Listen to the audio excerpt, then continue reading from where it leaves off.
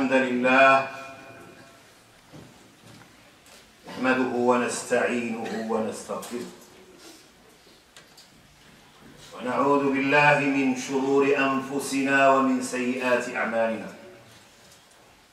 من يهده الله فلا مضل له ومن يضلل فلا هادي له وأشهد أن لا إله إلا الله وحده لا شريك له وأشهد أن محمدًا عبده ورسوله ومصطفاه من خلقه وخليله أرسله الحق سبحانه وتعالى بالهدى ودين الحق رحمة للعالمين فأدى الأمانة وبلغ الرسالة ونصح الأمة وجاهد في الله حق جهاده حتى أتاه اليقين اللهم صل وسلم وزد وبارك عليه وعلى آله وأصحابه وأتباعه وعلى كل من استنى بسنته واهتدى بهديه واقتفى أثره إلى يوم الدين واجزه الله عن أمة الإسلام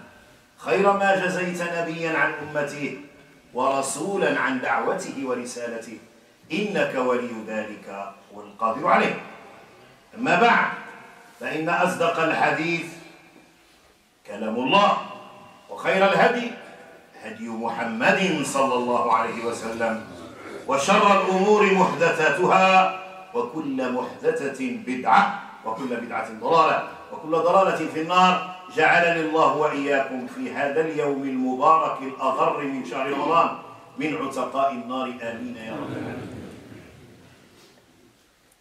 أيها الأخ المسلم أيتها الأخت المسلمة te voici encore vivant et Allah subhanahu wa ta'ala t'a comblé et tu es resté vivant pour également jeûner ce que Allah a bien voulu que tu fasses.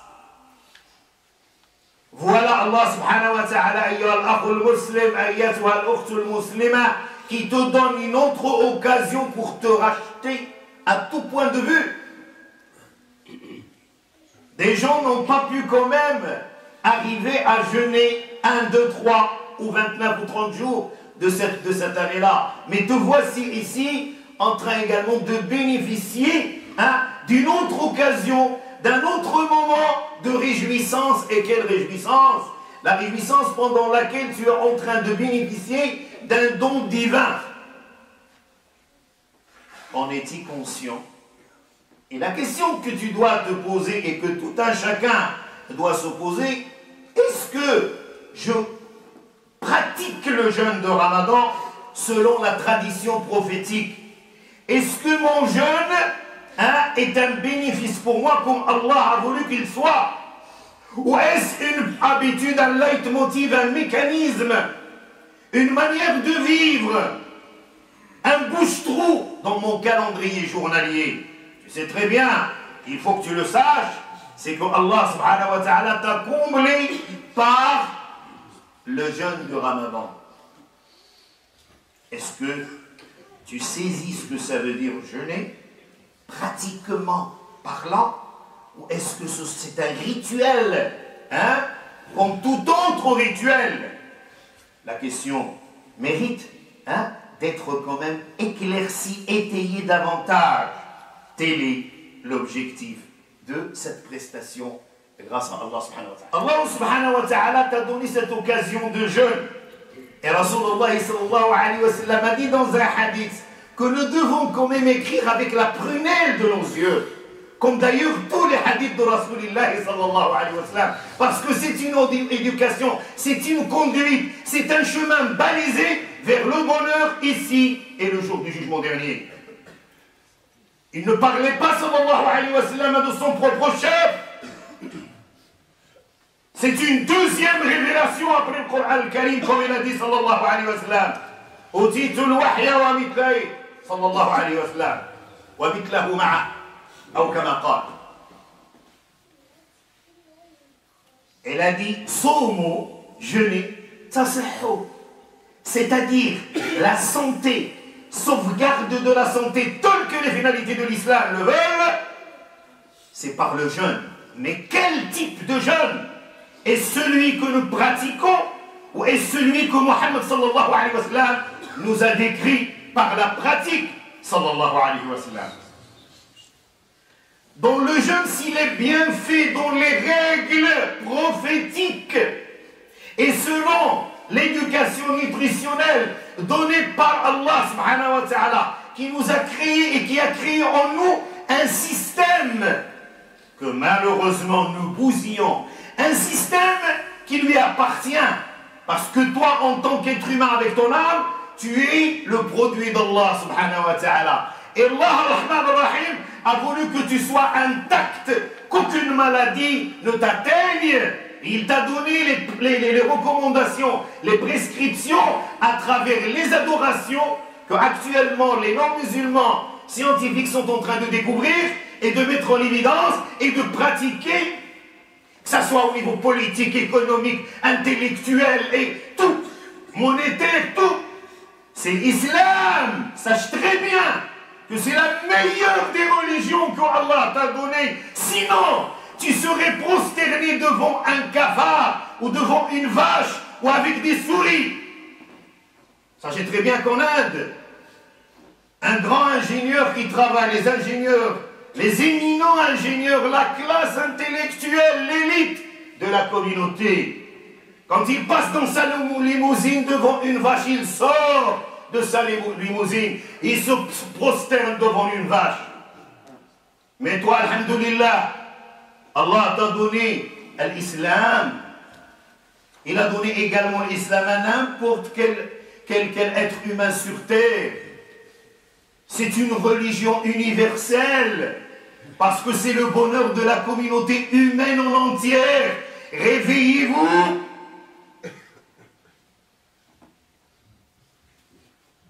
Et le discours n'est pas destiné uniquement aux gens musulmans, et également à Georges, à Michel, à Jacob et à Caroline, comme j'ai dit à plusieurs reprises. C'est ça. Alors, pour donner un exemple, Allah subhanahu wa ta'ala et le hadith de Rasulullah, on va emprunter, on va aller voir, on va voyager en Allemagne en 1917. Un soldat allemand était atteint d'une inflammation articulatoire. Une inflammation qui rongeait ses articulations. Il a rendu visite à un spécialiste en Allemagne, mais sans aucun résultat. Il était vraiment handicapé et il se déplaçait au moyen de béquilles. Il était mis au pied du mur, il souffrait le calvaire. Qu'est-ce qu'elle avait fait? Donc, la personne, un soldat allemand, en 1917, comme on avait dit, était atteint d'une inflammation vraiment aiguë, inflammation articulatoire. Il ne pouvait plus marcher, il marchait sur des béquilles, c'était un handicapé. Et il a rendu visite à tous les médecins spécialistes en la matière à l'époque, mais sans aucun résultat.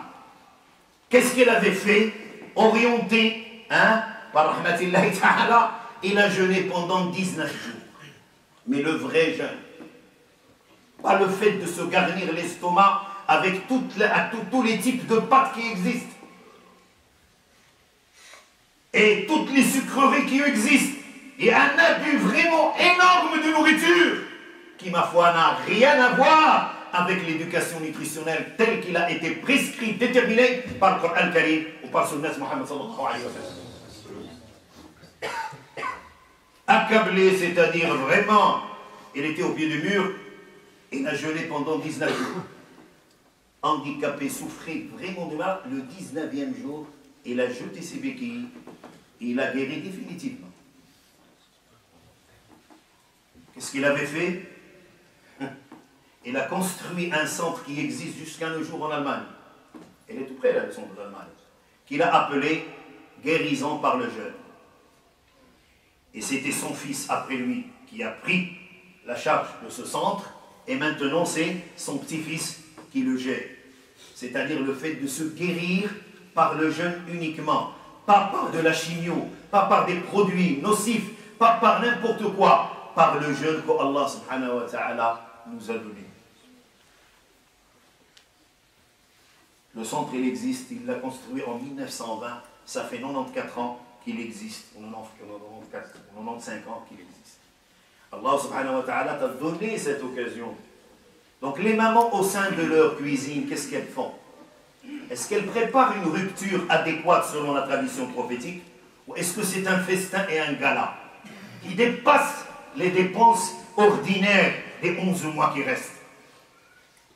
On ne doit pas se priver de ni'amillah. Non, loin de là. Loin de là. Mais il y a quand même un système qu'Allah a placé dans ses créatures.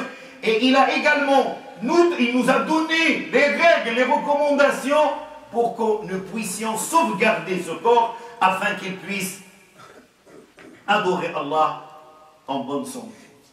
Si tu sens après avoir rompu le jeûne, que tu es fatigué, que tu as perdu de l'énergie, que Shaitan te dit ce n'est pas la peine d'aller faire la prière à la mosquée, je reste chez moi, et ou bien tu as sommeil, tu commences à bailler, sache très bien que tu t'es très mal nourri et que tu n'as pas rompu le jeûne selon la tradition prophétique. Car le jeûne donne de l'énergie, donne de la force. Les meilleures batailles islamiques, c'était pendant le mois de Ramadan. Les meilleurs, Fath Makkah, Badr, Fath al-Andalus, c'était pendant le mois de Ramadan. Donc il nous reste loisible, parce que c'est ça notre cas.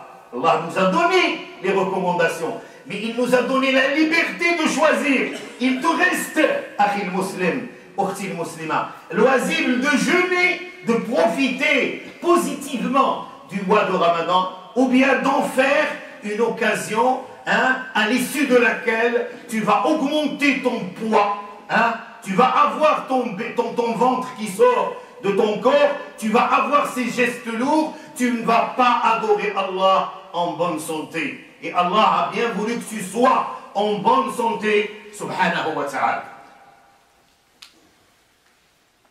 Allez, akhi fillah, ukhti fillah, ayatuha al-ummu, la maman qui gère. Il faudrait que tu saches, car Allah yu'badu bi'ilm, Allah, on l'adore avec la science, et non pas avec ce qui nous se passe dans la tête ou avec les traditions. Cherche comment Rasulullah sallallahu alayhi wa sallam faisait, c'est ça notre école, c'est Muhammad sallallahu alayhi wa sallam. Et ce ne sont pas les traditions, ni les mœurs, ni tout ce que nous avons hérité, et ce que nous sommes en train de faire perpétuer aveuglément. Donc il est tout à fait pertinent que de se dire qu'à l'issue de ce discours, on donne un appel aux mamans, aux responsables de ce que j'appelle, ce qu'appelle l'autre, l'art culinaire. Sachez quand même de nourrir vos enfants et vos maris et vos proches selon la tradition prophétique. Essayez quand même de faire de votre table une table prophétique, autour de laquelle les enfants apprennent la tradition de leur prophète et non pas apprennent à se garnir l'estomac et à tomber malade à tout moment. Mais avec modération. Quand tu te sens vraiment, quand tu sens que tu as perdu de l'énergie, que tu bailles, que tu es fatigué, sache très bien que tu n'as pas respecté la tradition. Al-Rasul sallallahu alayhi wa sallam nous a donné l'exemple des dattes, de l'eau, du lait, quelques soupes légères, pas comme celles que nous sommes en train de préparer. Elles sont bonnes, oui, elles sont excellentes, mais elles sont très très très consistantes. C'est pas mauvais que d'avoir un petit bol comme ça de temps à autre, mais sachez, l'essentiel, on ne va pas donner un schéma. Rasulullah nous a donné que le substrat minimum de la nourriture, afin de ne pas pouvoir bouleverser le système que Allah avait créé en nous. Et le fait quand même d'avoir cette faim durant toute la journée et de se garnir l'estomac avec beaucoup de choses, Wallah, là c'est la maladie. Certaines, tu rentres à Ramadan avec 90 kilos, tu sors avec 110.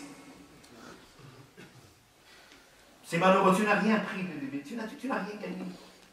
Au lieu, alhamdoulilah, tu manges peu et tu apprends à tes enfants à se nourrir correctement. On n'a pas besoin, nous, dans notre culture islamique, de quelqu'un d'autre qui vient de l'extérieur pour nous apprendre comment manger, comment dormir, comment faire quoi que ce soit. On a Muhammad sallallahu alayhi wa sallam qui nous a dit Soumu tasihhu. Et c'est pas uniquement Ramadan, c'est une station. Ramadan, c'est une école.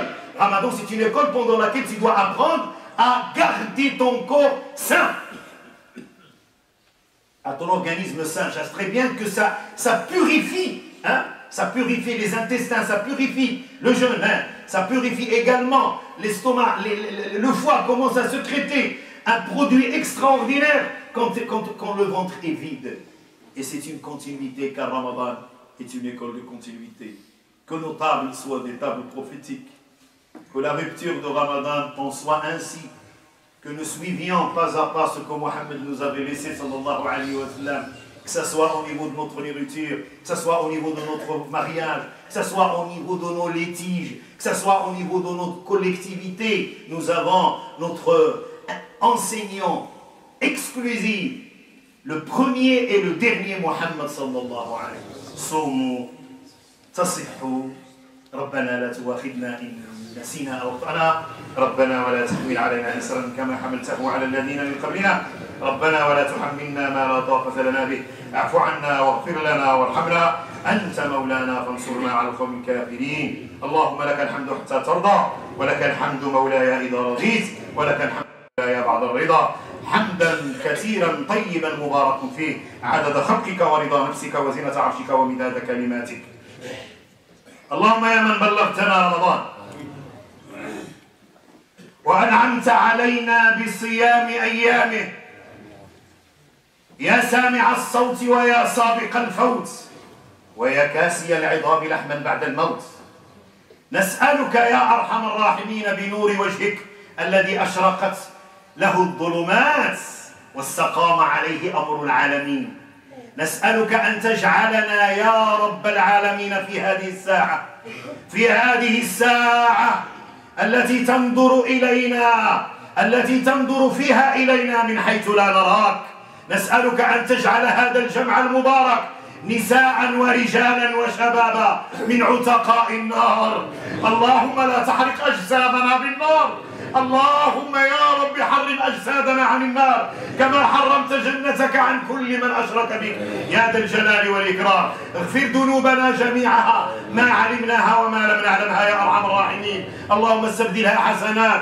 بجودك وكرمك وعطفك ورحمتك يا أرحم الراحمين يا رب العالمين اللهم ارحم أموات المسلمين في مشارق الأرض ومغاربها اللهم ارحم أموات المسلمين في مشارق الأرض ومغاربها وأبدلهم سكنا خيرا من سكنهم وأهلا خيرا من أهلهم إنك ولي ذلك ومولاه اللهم اجز حملة كتاب الله عز وجل اللهم اجز حملة كتاب الله عز وجل ساداتنا الفقهاء وعلماءنا اللهم اجزهم عنا خير الجزاء اللهم اجزهم عنا خير الجزاء بارك لهم في علمهم بارك لهم في صحتهم بارك لهم في ذريتهم بارك لهم في أموالهم اللهم أدم عليهم نعمة الإيمان اللهم أدم عليهم نعمة الإيمان اللهم أدم عليهم نور القرآن إنك ولي ذلك ومولاه اللهم اشف مرضى المسلمين في مشارق الأرض ومغاربها شفاء لا يغادر سقما أخ لنا السلع الزوجة ديالو مصابة بمرض كبير اللهم اشفيها وعافيها اللهم اشفيها وعافيها اللهم ارفع عنها كل ضر اللهم اجعل ابتلاءها ابتلاء رفعة وابتلاء تطهير اللهم كن لها ولا تكن عليها